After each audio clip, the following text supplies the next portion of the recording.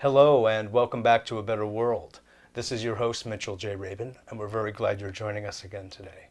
Today we are on location in Ojai, California, and we are seated with the author of this book, 5 Wishes, Gay Hendricks. Gay is a psychologist by training, and he started something called the Hendricks Institute, which reaches out to thousands upon thousands of people across the world, helping them understand the nature of relationship, the nature of health and well-being. He's the author of many, many books. He's been with his wife on the Oprah Winfrey Show a number of times, and he has been a real leader in the field of relationship, of helping people get clear in their lives, of finding life purpose, and helping guide them with all of his writing and films at this point. So Gay can be found everywhere, just about, including in his own office. Yep, here I am. Great, Gay. Good to see you again. Good to see you too. I'm glad you're on the show. So, 5 Wishes. This is actually a seminal piece for you because it tells the story of a major life transformation for you. Could you maybe just share a little of that with us? I sure could. About almost 30 years ago now, I went to a party one night that I really didn't want to go to. Were you about 3? Thank you. At the time. I was actually in my early 30s at the time. Wow. And I was in the early stages of my relationship with Kathleen, now my Yes. wife of 28 years. And Yes. Mazel so, tov. thank you. It's a beautiful thank you. story. Thank you. And we went to a party that she kind of wanted to go to. She's more of a party person than I am, quite frankly. And but this particular party, one of the reasons I didn't want to go to it was to celebrate the engagement of a colleague of mine, another psychologist. And normally you would think, hey, that's something to celebrate, but this Right. happened to be for his 5th marriage, and I had known him through marriages 2, 3, and 4, and they all lasted about 2 years, and they all had the kind of the trajectory of the Titanic. They would set sail with great fanfare, and then hit an iceberg Oh, my and disappear. God. Right. And so I thought, oh, So you man, said, another one. Another one, why do I want to go out? It was a blustery, cold November night. And, In Colorado, in no less, Colorado, right? But anyway, so we went to the party, and in the course of the party, I wandered off into the library of this house that it was at, and I was just leafing through books. In fact, it was pretty much a room like this, full of books and the study of the house and so forth. And so I was leafing through some books, just getting some quiet time, and a tall, bald fellow came in who was about 60 years of age, and interestingly enough, about the age I am now. And so he and I struck up a conversation based on our mutual dislike for small talk. And he said, yeah, I can't stand the small talk that goes on at parties, so that's why I'm back here. And I said, and he said, well... Looking at book titles. Yeah, and so I said, well, do you want to have some big talk or no talk at all? And he said, well, I'll go for a big talk. And so he said, do you want to go first? And I said, no, you go first. You give me some big talk first. And so he said, well, I almost died a while back. And I said, okay, that's pretty big. And what was that like? And he said, well, it was the best thing that ever happened to me in my whole life. And I said, why? And he said, because it left me with a question, he said, that I've used to reorganize my whole life. And so you can imagine what my next question was. What's the question? And the question is basically the heart of what's in 5 Wishes. The question was, if you were at the end of your life, looking back over your whole life, and if your life was a complete success, what would be the one thing that made it a complete success? Above all, you might have accomplished a bunch of things in your life, but what was the one thing that made it a complete success? And if your life was not a complete success, what was the one thing that you missed out on that would have made it a success if you'd had that experience? Well, that really stopped me in my tracks, but after thinking about it for a moment, I realized that the one big thing that would make my life a success, the one thing I'd never really accomplished, was to have a lasting love relationship with a woman that would grow over time. I'd had a bunch of relationships in my 20s, that lasted a year or 2 years or sometimes longer, but I never really had a relationship where I felt like I could go all the way to full In other words, that was part of your idea and your wish, Yeah, so yeah. to speak. That became to my have number that. one wish. And Because some like having relationships that are a year or 2 years. yeah, So that wouldn't be a problem unless you had something else in mind that you weren't accomplishing. exactly, exactly. And so I felt like unless I had this kind of relationship, that I don't think my life would be a complete success. And it was kind of a strange thing because when I looked around in my family of origin, my family I grew up in, there were no really successful relationships, I would say. They all Really? had... Your parents?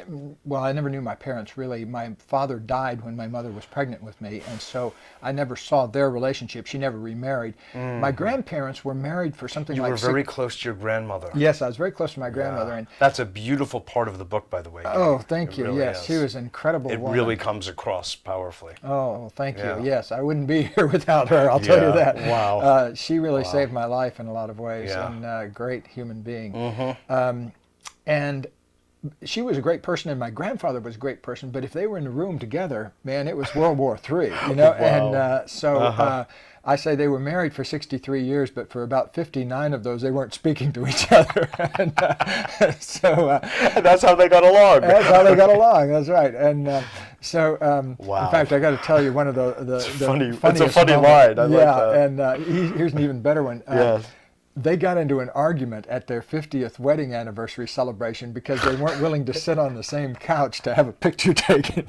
And I had to be mobilized in my young therapy role to get them so they'd be able to sit on the same couch together to take the photograph. Unbelievable. So it's Conflict resolution. Yeah, it's a great training ground for a future therapist Truly. and psychologist.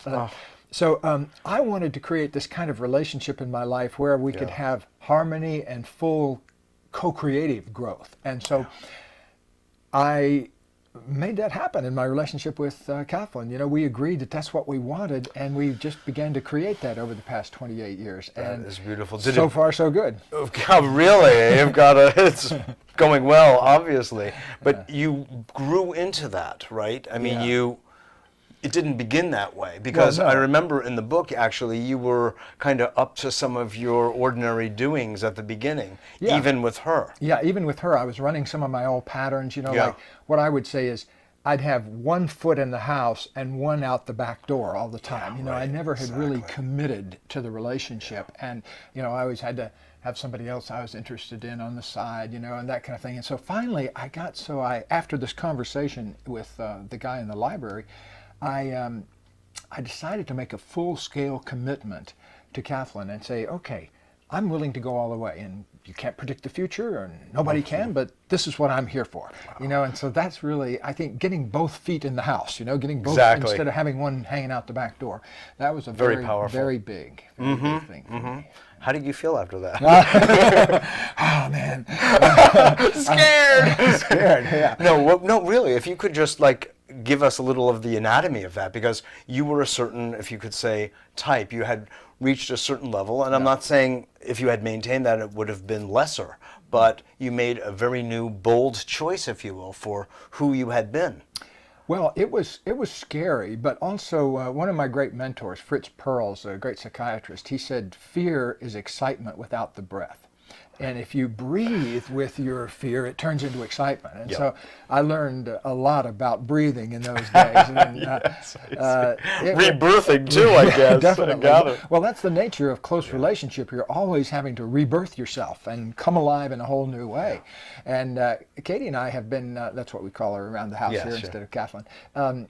She and I have probably had 6 or 7 different marriages in our relationship. You know, there was one where we were doing a lot of traveling, you know, just fun traveling to Europe and places Italy. like that. And then there was another phase of our life, which we would call the Oprah phase. You know, after being on Oprah the first time, things just went crazy. I mean, for the next 5 years, it seems like being in a blur, you know. And, 5 years that lasted? Yeah, it lasted 5 years. And then finally one day we said, you know, we've got 1 million frequent flyer miles, but we want to spend more time in our house, you know. And so we started setting up our trainings and our workshops to be closer to home. And we were making kind of a long lap around the earth every year teaching seminars. And so we're doing the same kind of seminars. We're just doing a lot of them here in Southern California. Right, like you just came off of. 11 days of trainings, and She teaches a lot of the trainings, though, and so she's an amazing teacher. She's just an amazing teacher, and the movement therapy she does also. It's whole body learning. You know, it's not just mind learning, because you really get it down, and it's like learning to ride a bicycle. You know, after you learn to ride it, you've got it in your body. Exactly.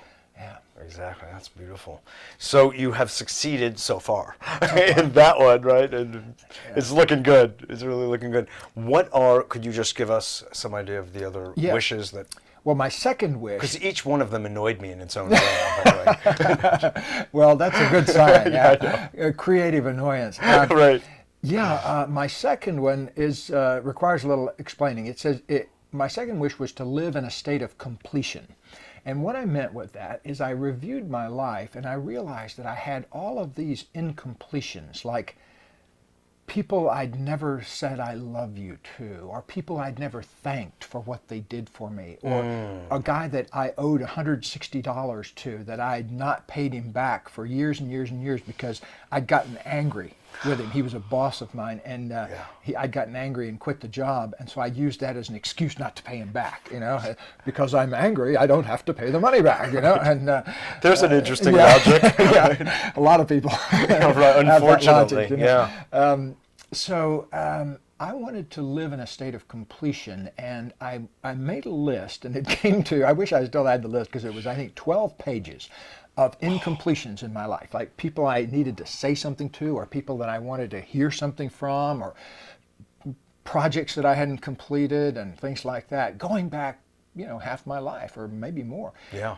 And it was magical doing those completions, because I just went down the list and started doing them. And some of them were amazing. Like one of them was going back to try to thank a man who'd had a big influence on me when I was 15 years old. Oh, the fellow in Florida. In Florida, yes. Right. And he'd made this speech that changed my life, because I'd never heard. He said basically, be yourself. Don't try to be like everybody else. Don't fall into the mold. Who knows what you can become if you just follow your own heart. I mean, and this was in a redneck place in Central Florida in 1960, something like that. Wow. And it just blew my mind. That was not a popular theme at the time. No, because this is coming out of the 50s. Coming out of the 50s in the Deep Cookie South. Cutter. And, if you've seen the last scene of Easy Rider, that was my neighborhood. So, oops. Or the big scene in Deliverance. Those were my neighbors. And,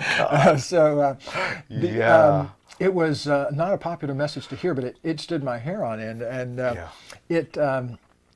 and my girlfriend at the time, my high school girlfriend, was at that same talk, and she was like that too. She was saying, "Wow, can you believe we just heard that?" Yeah. But anyway, so when I was in my 30s, I realized I'd never really had a chance to thank him, and by then he had passed away. But I found his widow, who was, I believe, in 83 at the time, and I sent her this letter of appreciation about her husband, and I found her address and everything, and it turned out that when the letter got there, she was, in aging and infirm, and she was kind of in a state of despair about had her life meant anything. And here comes in this letter, and I got to talk to her on the phone. It was so beautiful. She was saying, that's all he would have wanted in his life, was to touch people like that, and to hear that it come back, exactly. Feedback.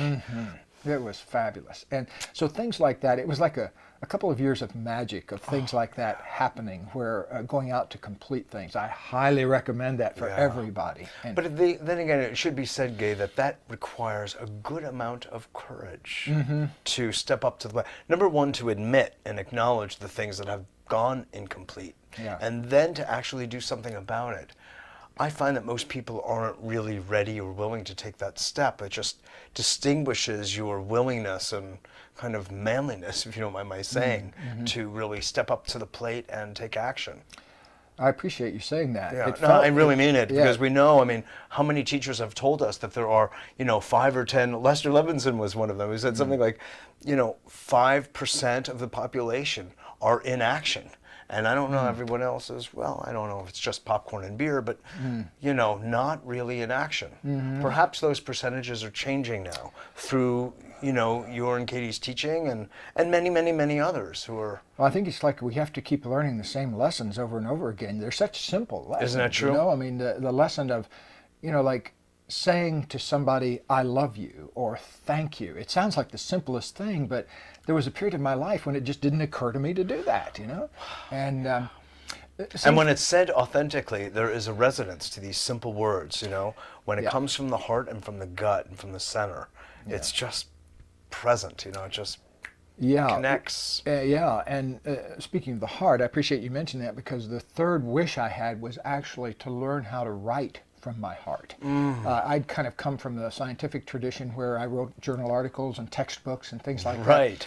And psychological textbooks. Psychological textbooks and clinical psych articles and things like that. And how boring. it was useful, and I'm glad people do that. But I got to a point. It's a good place to start. Yeah, it's a good place to start. Departure. And I was just yearning, though, to say the things that I thought were important, not things that other people had done research on. I thought the really interesting stuff were things that came out of personal inquiries. And so I wanted to write a book from my heart, and actually did that with Learning to Love Yourself. My first book in that genre was Learning to Love Yourself, and it was a life-changing book for me in many ways, because it was putting myself out there on the line. And a lot of people liked that, and some people just hated it. Like the academics. Yeah. And I remember reading some review of it about Dr. Hendricks, a formerly respectable psychologist. And I said, oh, no. Formerly respectable, like I'd become a poster child, or what do you call it, on a wanted poster or something like that. And so psychology felon. He wandered off the academic reservation, Exactly. Find him and wanted dead or alive. But it worked out all great, because as a matter of fact, that book led us to being on Oprah for the first time several years later. And so, it was, I think... you touched so many hearts. Yeah, and was able to get in touch with my own heart, really. And then... I've had a writing practice ever since then, now 20-some books later, of writing everything from my heart. And I can't do it any other way now. Right. And so I along the way, feel like I was able to accomplish that wish. And thanks, to all the positive forces in the world that allow that to happen. Exactly. That's beautiful. Well, it's very apparent in this, evident, that you write from your heart and from what's meaningful to you, and you get that message across loud and clear. So, good, I appreciate hearing that. Thank you. But now we have more. Yeah, 4 and 5. Well, number 4 is, when I turned it into the publisher, the title of that chapter is called Feeling God. And the publisher called me up and said, do you mean feeling good? And I said, no, feeling God. And so what is was that a typo? Yeah, was that a typo? And what that wish was all about was to really feel the presence of the divine in everyday life. Because I'd grown up in the South and in a kind of religion where it was, it was more a head kind of a thing. And they were wonderful people and everything, but I wanted to kind of something I could feel as I walked around in the world. As a presence. A living presence. A living presence of the divine. And that's what I was looking for. And so I wanted to put out a wish that I was formally interested in that. Make a formal statement of interest in that. And as soon as I did, I started feeling that all the time. But it was almost like giving myself permission to find the divine in everyday life. So that was number 4 wish. And number 5 wish was what I called... Joel Goldsmith, Practicing the Presence. Joel Goldsmith. Okay. Bring that to me. It's so funny because he's not that well known even now at times when the spiritual consciousness is more fluid and apparent. But he's been around for ages. Anyway, I'm just mentioning that because he's been a great, beautiful influence on me. Well, here's an opportunity for you to say thank you, Joel. Thank you, Joel. Absolutely. I've been thanking him for a while. But yes, you're right. Well, my 5th wish was what I call savoring. And I think that would be, like some people might call it being present or something. It's like being present to really savor life in every moment, whatever I'm doing. You know, like I was just getting a haircut an hour ago. And I had a wonderful conversation with this woman that I'd never met before that was cutting my hair. She was a woman probably about my age, and she basically told me the story of her life in 15 minutes, you know, and it was absolutely fascinating. And, you know, if I'd been listening to my iPod or something like that, I wouldn't have got to have that experience. Totally. You know? Yep. And so savoring life is really one of my biggest priorities. Are you a Taurus by any chance? Nope, I'm an Aquarius. An Aquarius. Oh, yes, I should have figured as much.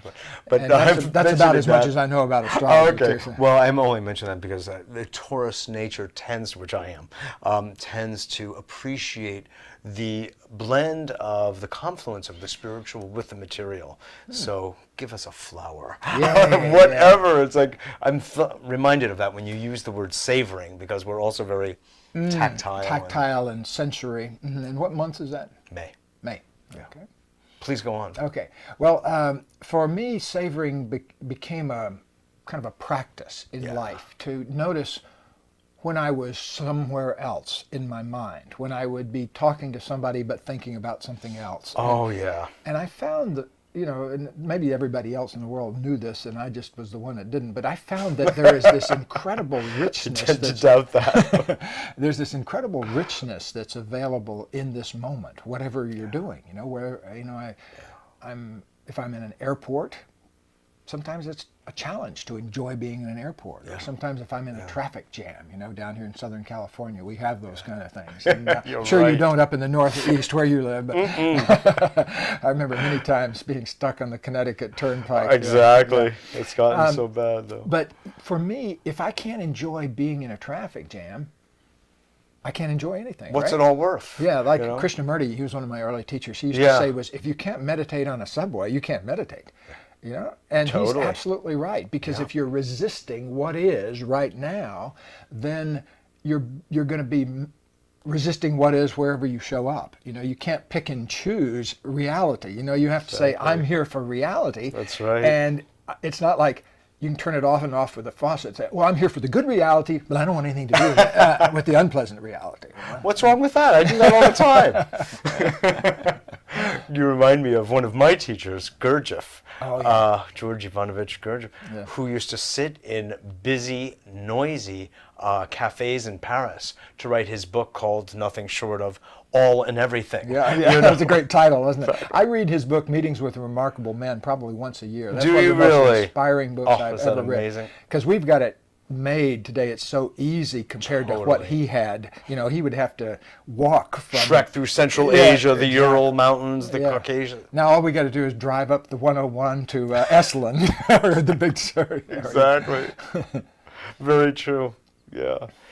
But it's a practice of being present and being able to hone attention so that you can, you know, the other is actually a form of accepted schizophrenia. The body being here, but the mind being there.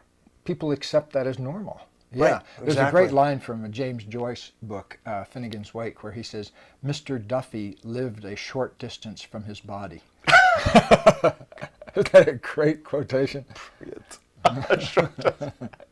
With a straight face, no less. You know, that's what a line. That's beautiful. And so the final. Savoring and savoring. That was the final. Okay, and those wishes have all come true. Some of them are still coming true. I mean, savoring is something I want to be doing you live today just or tomorrow. With the haircut. Because I don't want to ever get to the place where I say, okay, I know how to savor now. I don't have to do that anymore. Right.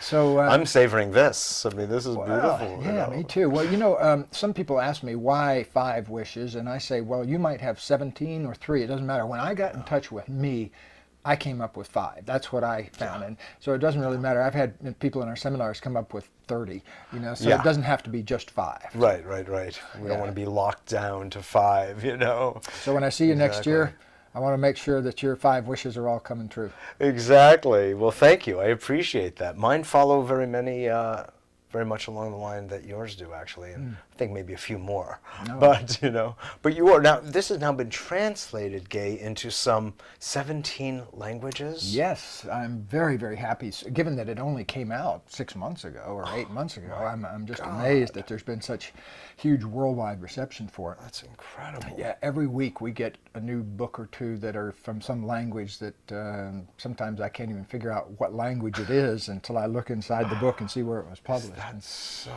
my God. And so you have wish makers across the world. Wish makers around the world, that's right. And what you're doing, though, it's interesting because on the one hand, it's very educational and brings people to a certain space inside themselves. And also it has some exercises to help people get in touch with their wishes and, in a sense, a guidance. It's Yes. almost a how-to in a certain way, right? It is. And you work with people. You have a website for this as well. Yes, we have our own Five Wishes book website, www.fivewishesbook.com. Also at Hendricks.com, we have a lot of opportunities for people to do things like that. And so, I want to create a worldwide conversation about what's possible and what people really want with all their hearts. And so this is my way of doing that. Exactly. Well, it's beautiful. And to think that you have such a body of work that you have put out into the world, you've launched it, and it's touching people's lives everywhere is just an absolutely beautiful thing. It really is. Thank You and your wife, and it's obvious that you are leaders that have stepped up to the plate and hit the ball, and you're rounding third base. And the crowd is clapping. No, I'm a baseball fan, so that resonates well for me. My God. In Ojai, this morning we saw a fellow with a New York Yankees cap, and I thought, what's going on here? Aren't we in Ojai? Yeah, well, there's a lot of Yankees fans here and a lot of Mets fans, too. Really? Isn't that funny? Well, where do you stand in that whole area? I don't. Okay. I just play. Just play. Yeah, exactly. I just enjoy it.